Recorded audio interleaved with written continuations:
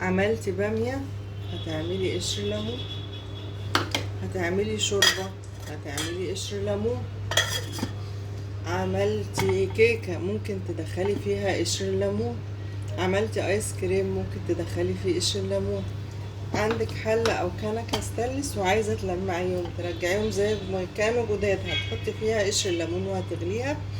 وهتعمليها بالليمونة من بره مع حتة سلكة صغيرة، هتلاقي الحلة بقت جديدة.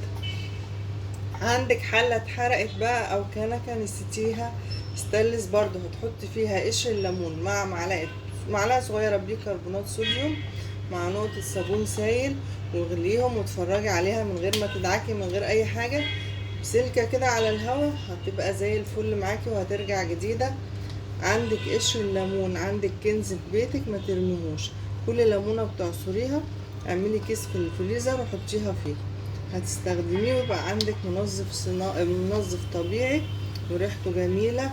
ومش هتحتاجي معاه لأي حاجة من الحاجات اللي احنا بنشتريها القوية. جربي قشر الليمون مع بيكربونات او نص معلقة صغيرة ملح ليمون، واتفرجي على حاجتك كلها وهي جديدة، ودايما بيتك عامر ودايما شاطرة، ودايما كل اللي حواليك يقولوا عايزين نبقى زيها، يا ريتنا نبقى زيها.